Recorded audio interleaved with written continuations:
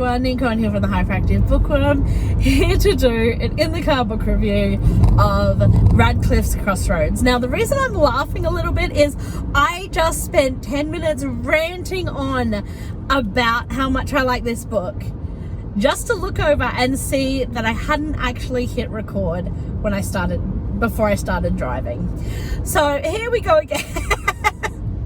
So let's try again. Let's hope it actually records this time. I keep triple checking.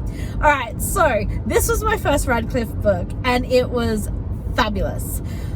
I totally get why people love Radclyffe, and while at the start I kind of reprimanded myself as to why did it take me so long to read a Radclyffe, and I had to remind myself of something that I say all the time to other people. You're never late to discover an author or to discover a book.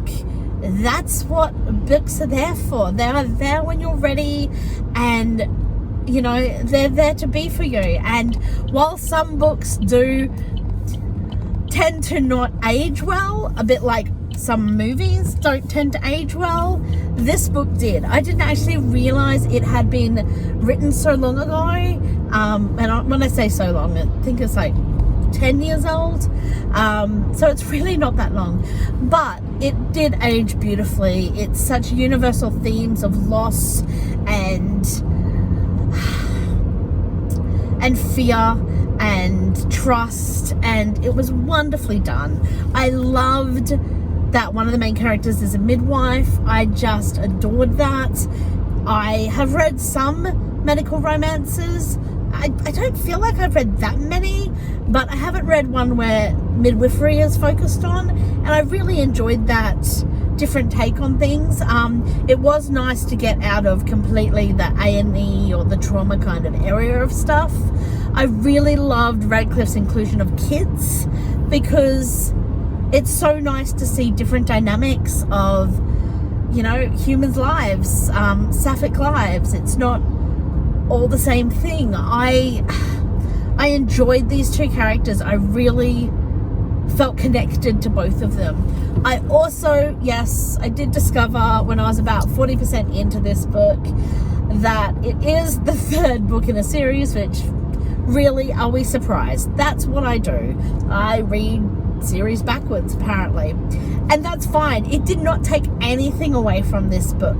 I actually really loved having the breakup of the main story, the main romance of the two characters, interspersed with sections from the couples of the other two books, and they were wonderful, and I feel like I got to know them well enough that they were real and I connected with them.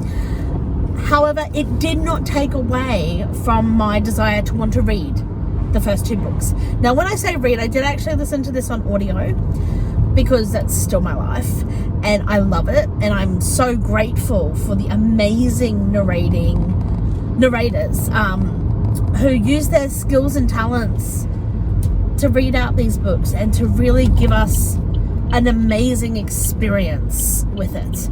So I don't remember the narrator's name, I'm so sorry, but I will put it up so that, you know, credit is where credit's due.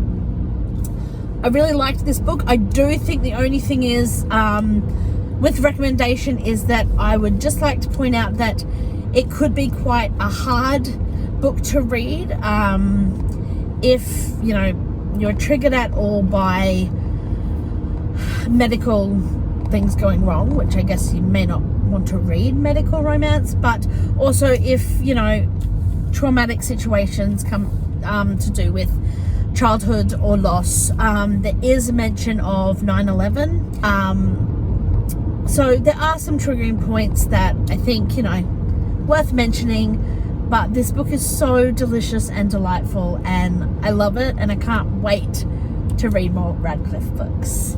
All right, thanks y'all.